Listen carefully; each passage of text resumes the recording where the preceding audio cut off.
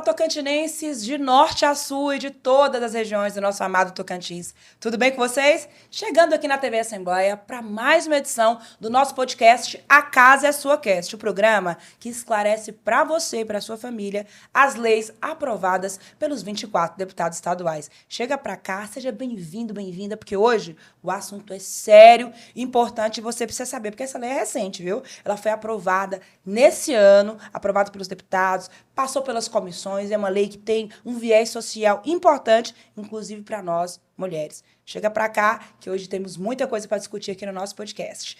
Vamos discutir hoje, pessoal, a lei que dispõe sobre a sanção administrativa por despesas decorrentes de acionamento de serviços públicos de emergência ao agente que pratica a violência contra a mulher em ambiente doméstico ou familiar. Então, hoje a gente vai falar sobre um desses grandes males da sociedade, que é a violência contra nós mulheres, né? E essa lei de autoria do deputado do PSDB, Eduardo Mantuan, a lei foi aprovada pela Assembleia, mas aguarda aí sanção pelo governador. Então é isso, ela dispõe sobre as sanções administrativas aí para despesas, né, decorrentes de acionamento de serviços públicos de emergência para quem pratica a violência contra nós mulheres. E para falar sobre esse assunto, trago aqui duas mulheres importantes que vão nos ajudar a dar luz e ampliar o assunto para você entender melhor essa lei. Aqui à minha frente, ela que é professora universitária e advogada, especializada em prestação jurisdicional em saúde coletiva e em gestão de redes de atenção à saúde. Ela também é chefe de gabinete do deputado Eduardo Mantuan. Chega para cá para participar com a gente, doutora Thalita Tosi. Prazer recebê-la. Prazer, muito obrigada pelo convite. E vamos, né, falar desse assunto tão importante e, infelizmente, ainda tão necessário de encontrar mecanismos para combater que a violência contra a mulher. Verdade. E aqui ao lado dela, temos muito prazer, muita honra em receber ela, que é defensora pública, coordenadora do Núcleo Especializado de Promoção e Defesa dos Direitos das Mulheres, da Defensoria Pública do Estado do Tocantins, Poliana Lopes Assunção. Poli, prazer recebê-la. Prazer é meu. A Defensoria fica envaidecida de ser convidada para esse tipo de programa. Porque esse programa aqui é tão importante, Maju. Você não imagina quantas mulheres vão poder ter acesso a todo o material e a tudo que a gente falar aqui de uma maneira mais didática, mais próxima dessa mulher, porque o combate à violência chega ao ponto da gente ficar os dados nos deixam tão estarrecidas que não tem como a gente não falar de violência contra a mulher praticamente todos os dias. Uhum. Muito bem, é isso. Essa lei do deputado Eduardo Mantuan, ela garante que o agressor ele deverá arcar aí com os custos dos serviços de emergência. Por exemplo, pessoal, o SAMU, a polícia, a perícia, a assistência social, esse acompanhamento social, psicológico para as mulheres aí. E isso aplica-se também em casos de iminência de agressão. Para começar, para a gente entender no geral, Thalita, vamos começar. Primeiro, vamos entender. Na prática, o que essa lei garante para as mulheres? Na verdade, na prática, para as mulheres, ela garante mais uma ação com efeito educativo e com a intenção de prevenir, né? Eu brinco que no que a gente chama de parte mais sensível do homem, que é o bolso. Então, talvez, com essa lei, ele, por ter que arcar financeiramente com valores em virtude dos custos que o Estado vai ter que arcar no cuidado dessa mulher, seja a saúde, seja a proteção, ele ter que pagar um valor que a gente sabe que é muito mais expressivo, né, doutor, em virtude do que de fato tudo isso representa, ele pense duas vezes antes de violentar. É um efeito educativo, mais um, né? Porque infelizmente, a gente vai buscando, através de leis, uma forma de combater essa violência. Verdade. E a Assembleia tem várias leis aprovadas, inclusive já sancionadas, de vários deputados que tratam desse assunto. Defensora Poliana, na prática, como é que o núcleo vê a eficácia de medidas punitivas no combate à violência doméstica? Essa lei, na sua opinião, pode ajudar a mudar o cenário? Olha, Maju, eu vou te falar direitinho o que acontece na prática. Uhum. Desde 2019, nós temos a lei 13.871, que veio a mudar a Lei Maria da Penha. No seu artigo 9º da Lei Maria da Penha foi acrescentado 2 parágrafos, que é exatamente esta que fala exatamente do conteúdo da lei do deputado, que eu já parabenizo, que o nosso Estado entrou em consonância com essa lei federal que já tem na Lei Maria da Penha, que fala do pagamento desses custos. O que tem acontecido no cenário? O STJ, o Superior Tribunal de Justiça, decidiu que quem vai cobrar esses custos, que sai da esfera criminal, e é muito bom quando se fala assim, não, vai sair da esfera criminal, vai ser sanções administrativas, que não fica só naquela pena e tal, é muito boa a iniciativa. Porém, o INSS que tem cobrado por meio de seus procuradores, dos agressores condenados. É que ele cobra, como você mesmo disse, é cobrada a parte anterior do crime, que é o uso de tornozeleiras, o chamamento ao SAMU e todos os gastos com isso, né, que o poder público tem, e cobrado depois, quando a mulher, por exemplo, precisa de tratamento no SUS. Agora foi acrescentado, teve uma sanção do presidente da República, quando ela vai fazer tratamento dentário, né?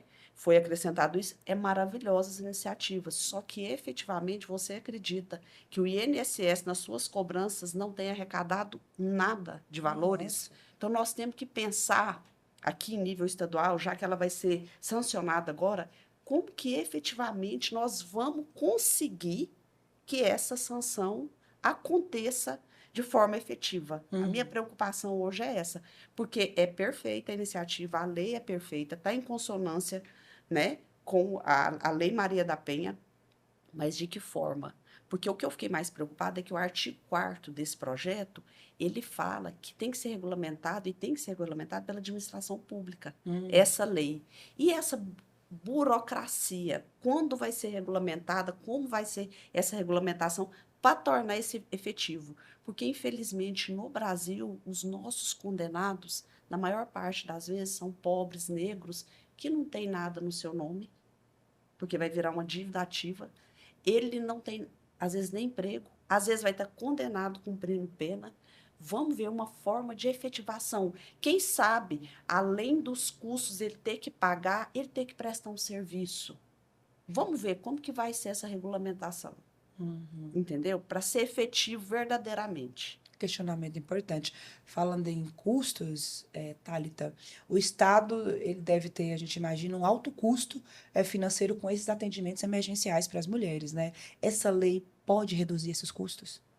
Na verdade, a lei ela não vai reduzir os custos, porque o serviço ele está ali à disposição. E, por exemplo, quando você falar do serviço de saúde, ele é universal e integral. Então, tudo aquilo que é necessário para aquela paciente violentada, ela vai ter acesso.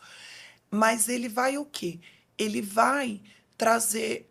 É que nem a doutora falou, a sanção administrativa ela vem para dizer o quê? O Estado ele tem a obrigação de dar, mas o Estado está garantindo o serviço, o acesso e custeando algo que numa relação privada deu causa. Então, peraí, você está praticando a violência e o Estado está aqui bancando essa violência que você está praticando. Então, ele vai ter o quê? Olha aqui, agora você vai pagar a conta. Agora, vai pagar a conta reflexiva, que a gente fala, tudo que custou ele vai pagar? Não. O valor ele é mais simbólico, né, doutora? Ele é mais um valor simbólico, porque você tem uma pena mínima e uma pena máxima. Pena não, né? Um valor mínimo, um valor máximo. Então, o valor ele é mais simbólico, mas ele é um simbólico que, se o agressor tem uma condição financeira alta, ele vai pagar um valor alto. Porque, às vezes, você olha e fala, R$500? Não, mas R$500, se eu tenho um perfil de agressor, como a doutora Poliana acabou de falar, que é pobre, que não tem nenhum patrimônio, que vive num estado de miséria ou de condições mínimas, R$500 para ele é muito. Sim. Então, não adianta você dar uma pena de 50 mil. Agora, se eu tenho um agressor com uma condição financeira boa, significativa, 50 mil, e a intenção é o quê? Opa, peraí, agora não é só sobre eu responder penalmente, porque são são penalidades em esferas diferentes. Quando eu respondo administrativamente, eu estou além da pena tendo que pagar. Agora, o que a doutora Poliana levanta é muito importante. Sim. A efetividade dessa cobrança.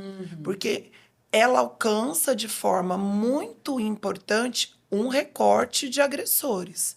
Mas, inevitavelmente, a gente ainda tem um outro perfil que talvez só essa lei não vai adiantar. Por isso que todos os dias a gente tem que pensar em novos mecanismos para combater algo que, infelizmente, ainda... Vou até usar a frase da doutora Poliana. A gente tem que todos os dias estar falando, que é a violência contra a mulher. Muito bom, bacana. Obrigado pelas explicações. A gente vai para um breve intervalo. Já já estamos de volta.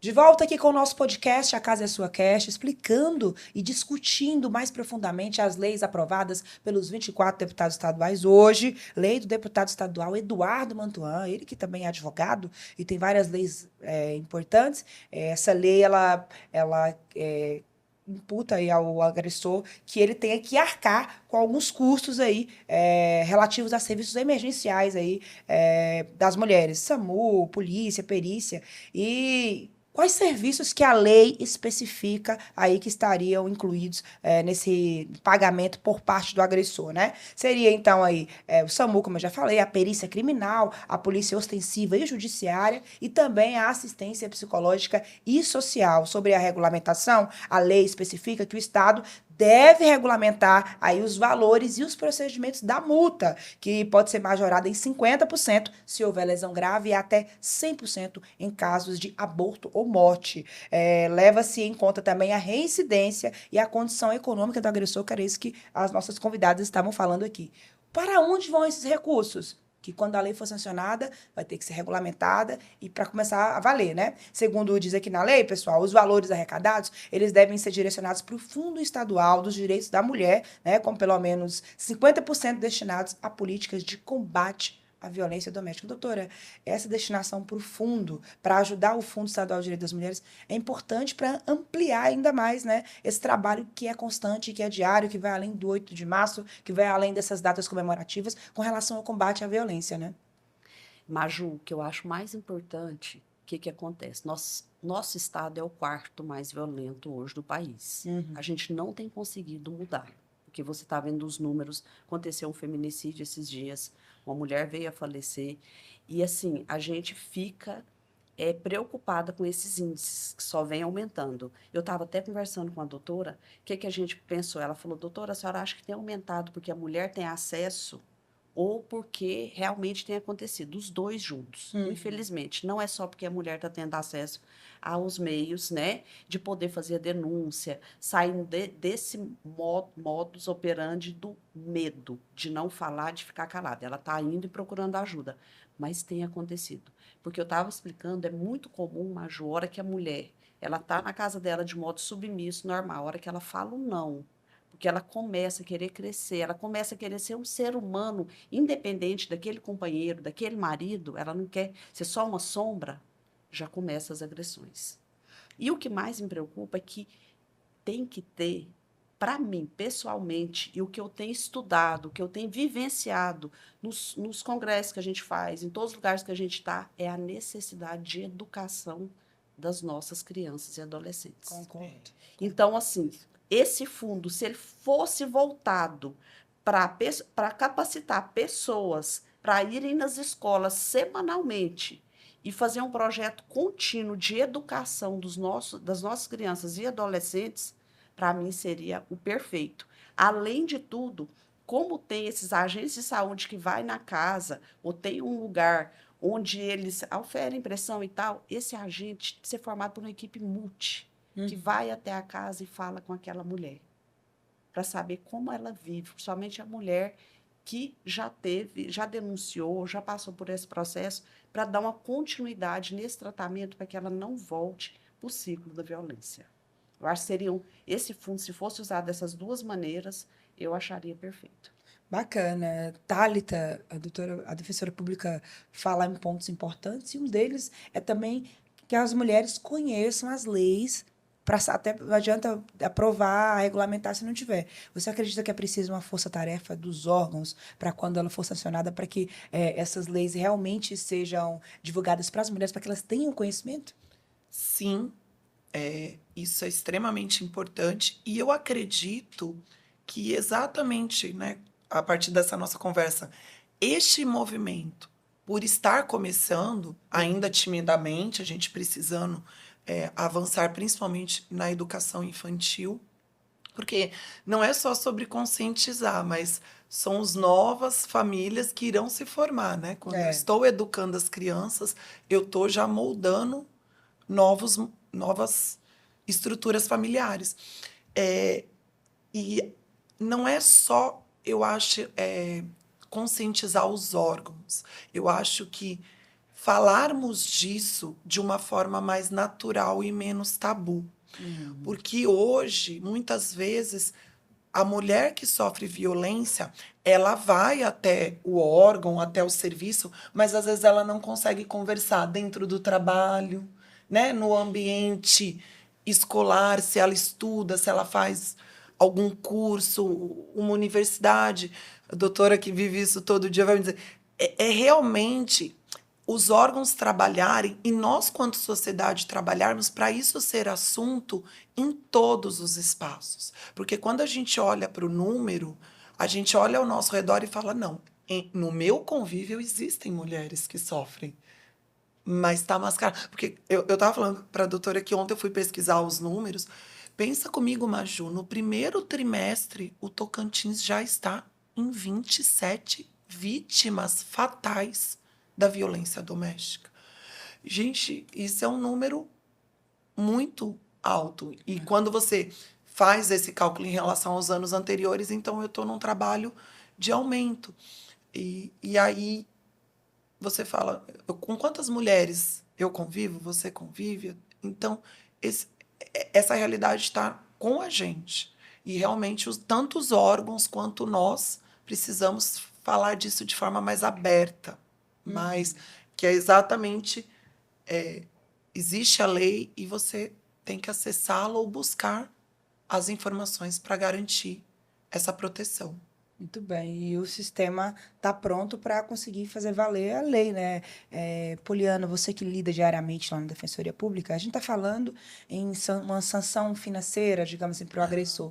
Mas o que a gente vê na prática é uma grande dependência financeira de grande parte das mulheres desse homem.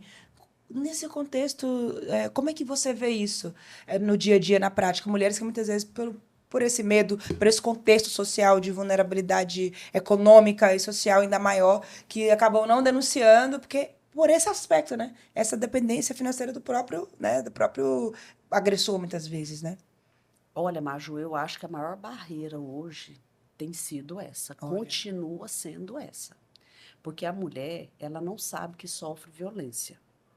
Nós temos, independente da religião, e aqui eu não vou entrar nesse mérito, mas nós temos religiões que falam dessa submissão de uma forma diferente. De submissão em casamento, em relações amorosas. O que acontece? Essa submissão acaba protegendo esse agressor. Por quê? Porque a mulher ser dependente é normal. Ser dependente financeiramente e tudo é normal para eles. Porque essa forma de submissão faz com que essa vítima não tome nenhuma atitude durante anos. Quando ela descobre que é, por isso que eu te falo, essa visita de uma equipe multi na casa, ter acompanhamento e descobrir que ela sofre violência, ela começa a querer sair desse ciclo e aí ela fala, mas eu não tenho uma profissão, eu sei cuidar de casa e tal. Por isso as políticas públicas são tão importantes. A Secretaria da Mulher, por meio da Berenice, a primeira-dama do Estado, tanto a prefeita anterior quanto o prefeito agora, com a Casa da Mulher Brasileira, eu acredito que, simbolicamente, essa Casa da Mulher Brasileira vai trazer um pouco a mais de aparato para essa mulher. Também. Porque nós temos as políticas públicas que ajudam, mas esse negócio de estar lá todo mundo junto, a rede de apoio, e vai ter a Casa Tocantinense, em Gurupi, Araguaína, vai profissionalizar essa mulher, porque vai agora ter um lugar para ela fazer cursos e tudo. É esse trabalho de formiguinha contínuo de todos os órgãos, toda a rede, entendendo, tem que profissionalizar essa mulher. Ela tem que ter seu ganha-pão, porque vai fortalecer. Nós temos, Maju, por outro lado também, o que me preocupa muito é a mulher que nem sabe que sofre violência. Eu tenho colegas, defensoras, promotoras, juízas, que acreditam que tem que entregar tudo para aquele marido. Uma dependência emocional tão grande, aquele marido que tem um jeito do marido bonzinho, que pratica violência patrimonial. Ele pega todo o salário dessa mulher e, às vezes, ele não trabalha e gere todo esse salário, dando uma mesada para uma profissional dessa. Acontece, Maju, na prática. Nesse meio jurídico, as mulheres conhecem a Lei Maria da Penha. Você imagina com as mulheres simples, que não sabem que isso é violência. É verdade. Muito profunda essa sua fala. Vamos para um breve intervalo. Já já estamos de volta.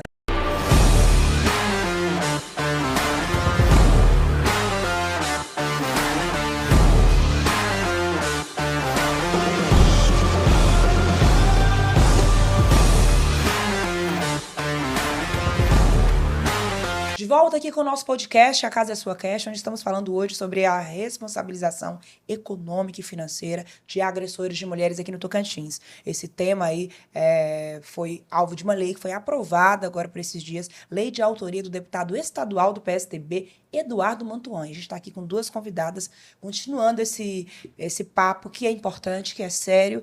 E a gente entende, na verdade, Thalita, Poliana, que a lei ela é mais um instrumento complementar. Porque quando a gente fala de combate à violência, além dele ter que ser diário, como você sempre falou, defensora, ele requer todo um arcabouço, né? Então, Thalita, essa lei, na verdade, ela é um instrumento a mais. Exato. Né? A gente precisa de toda uma força-tarefa estadual, e você citou bem, defensora. Então, assim, essa lei é um instrumento a mais. Mas a gente precisa entender que o combate ele só será efetivo quando ele vier de várias formas e da união de vários órgãos e principalmente da efetividade das ações. Concorda? Com certeza. Quando, de fato, eu encontrar um mecanismo para que a lei não fique só no papel, ela, de fato, consiga ser executada na ponta, regulamentada de uma forma que esse pagamento aconteça, essa sanção, ela, de fato, seja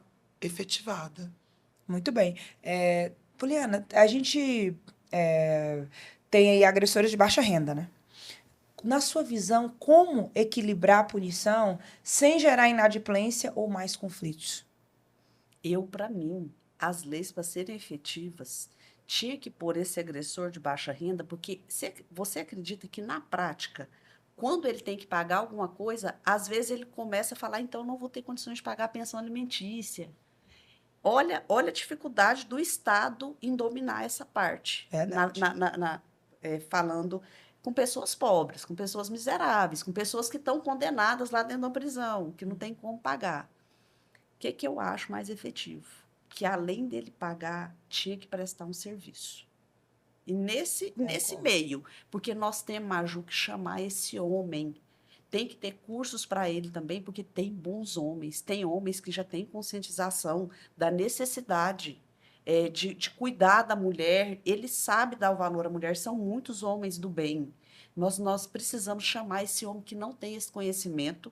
E o que tem a tendência a fazer isso, ele tem que ser chamado também, para poder participar efetivamente. Se uma pena para um homem desse trabalhar na casa da mulher brasileira, fazendo serviços mesmo, prestando serviço, às vezes é mais efetivo que o pagamento de algum valor, se ele nunca vai ter como pagar.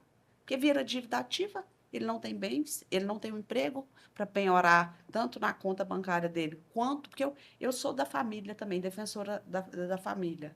E eu vejo, assim, quantas vezes nem pensão alimentícia a gente tem como cobrar. É verdade. Entendeu? Então, na prática, será que ele trabalhando em prol dessa mulher e aprendendo, será que não é assim, depois de uma equipe multidisciplinar, um psicólogo, ver que ele não é um psicopata, que ele pode estar ali, será que não é mais efetivo?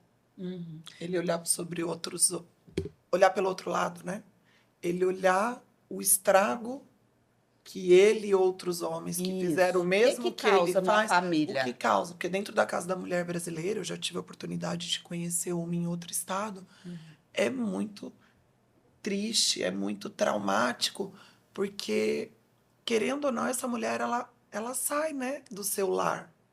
Então, ela tem que recomeçar. E ele olhar, realmente, é algo... Porque todos... o- Esse olhar, ele pode, nesse recorte que a senhora falou de pessoas que talvez você possa trazer nele um processo de reeducação. Falando em reeducação, Thalita, muito se fala sobre a importância da desconstrução do patriarcado e dos homens não ficarem alheios às discussões com relação ao combate à violência contra as mulheres. Você acredita que eles precisam estar mais envolvidos e que as ações preventivas, de conscientização, precisam principalmente envolver os homens? Sim, precisam envolver os homens, precisam, como a própria doutora Poliana já falou, começar cedo, Verdade. porque, infelizmente, né, além de advogada, professora, eu sou mãe de 2 crianças, né, um menino de 5 anos e uma menina de 7, de 8. E em casa eu já tenho que fazer esse trabalho. E como eu tenho um casal muito... Primeiras damas, deixa a sua... aquela coisa... Porque é uma linha tênue. Você tem que educar para ele respeitar e educar para empoderá-la, para que ela aceite o respeito dele, mas que ela entenda a diferença entre respeito e machismo, que é onde se perde. Porque quando um homem deixa uma mulher entrar primeiro no elevador, quando o homem deixa a mulher terminar a fala de opinião dela antes dele emitir a dele, é educação. Agora, ele também tem que ser educado para ela ter a opinião dela e ser diferente da dele e ele simplesmente respeitar. Então, essa educação eu acho que tem que vir desde cedo. E as escolas precisam, porque às vezes as escolas, sem perceber, já iniciam esse processo de é de menino, é de menina, né? E aí, Maju, é onde realmente a gente reflete o tão complexo que é esse trabalho. Muito bem. Defensora Poliana, na sua visão, o que falta para que leis como essa tenham um impacto mais rápido na redução da violência contra as mulheres? Falta conscientização. É esse trabalho educativo. Igual você falou, como que as pessoas vão saber que essa lei, quando ela for sancionada? Por exemplo, semana passada, a TV Anguera chamou a gente que teve uma lei 15.125 que fala, essa novíssima que foi sancionada agora, sobre o uso de tornozeleira antes da condenação. Olha que importante. Então, assim, é ruim ter necessidade disso? Mas na prática, se está necessitando, se está aumentando os casos de violência, então nós temos que falar. Eu acho que o meio melhor, eu falo, meu posicionamento lá no núcleo, Poliana, você é aquela que participa de todos os congressos no país, está sempre viajando? Não. Para mim, eu acho mais efetivo, Maju, eu dar uma palestra lá no colégio, no final de Palmas, sei lá onde, e saiu uma mulher de lá que ouviu que ela sofria violência e ela não sabia. Muito bem. Ela chega no final para mim e fala assim, nossa, a senhora... Esses dias eu dei uma palestra na faculdade e no lugar que eu almoço chegou uma garçonete e falou assim, a senhora me ajudou tanto, eu não sabia de violência patrimonial. Para mim, muito melhor isso do que eu fazer um mestrado, não sei onde eu vou encontrar só gente que não sofre violência e não vou ter acesso a essa população. Muito bem. Eu acho que a defensoria é isso. Eu acho que é nesse meio, é o que você está fazendo aqui, é o que a doutora Thalita, com o deputado, está fazendo, é isso, é chegar na população. Muito bem, Thalita, a gente falou em vários aspectos. Uma outra questão que eu considero também importante é essa palavrinha que inventaram, que muita gente fala, posta hashtag na rede, mas muitas vezes não sabe nem o que significa, que é sororidade. Nesse sentido, eu queria te perguntar a importância da união das mulheres, de se importar. A outra chegou não muito bem hoje, será por quê? O que está acontecendo? A importância das mulheres se olharem com empatia e dessa rede forte de sororidade para o combate à violência. Na sua opinião, qual a importância? Total.